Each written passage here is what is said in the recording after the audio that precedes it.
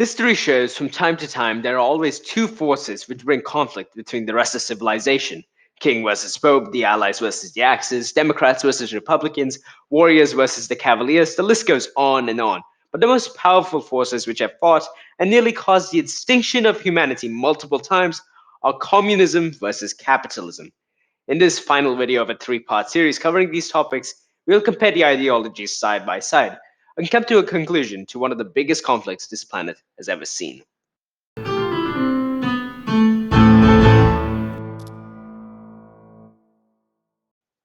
Before watching this video, I suggest you first watch our first two videos talking about communism and capitalism. Links are in the description. So first, let's summarize the two original ideologies side by side. We'll compare Adam Smith's capitalism, also known as modern capitalism, with Marxist communism. Here's how Smith defines capitalism, or as he calls it, the liberal plan. Every man, as long as he does not violate the laws of justice, is left perfectly free to pursue his own interest his own way, and to bring both his industry and capital into competition with those of any other man or order of men, quote unquote, an inquiry into the nature and causes of the wealth of nations. Putting this into our own words, original capitalism means that anyone could do anything to connect people together with money as long as it's legal. It also allows you to compete against anyone with a similar idea. Now, expanding on that is the idea of modern capitalism, which is used throughout today's society. Modern capitalism is a type of capitalism which focuses on one primary thing. The market should be controlled by not government or a person/persons, but controlled by market forces, specifically technological changes, socioeconomic changes, and geopolitical changes. Now, moving on to the other side, communism. The definition of communism is the abolition of social classes and the call for one class. Everyone gets the same income, same education, same qualities of life, etc. It calls for a temporary government to be set up to oversee this distribution.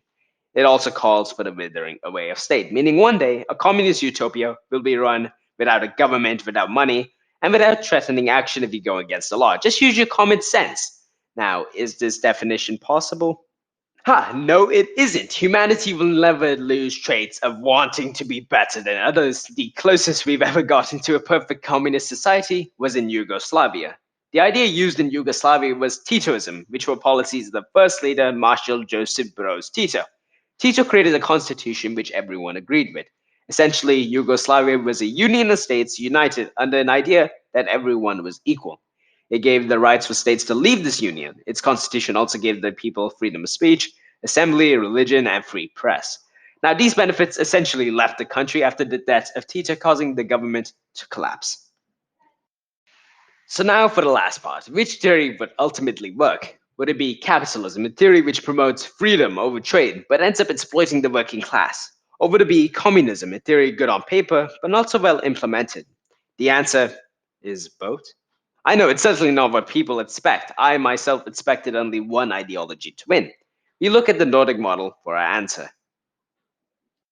The Nordic model is a system which is implemented in the Nordic countries of Sweden, Norway, Finland, Denmark, and Iceland. The system mixes ideas from both capitalist countries and socialist ideas, which is communism but less extreme. Taxes, while highest in the world, provide free education and healthcare. Along with that, the government has laws protecting you as a worker. Minimum wage in a nation such as Norway is around $18, which is more than 2 times greater than America's. Along with that, Norway and Finland are among the lowest wealth inequality in the world.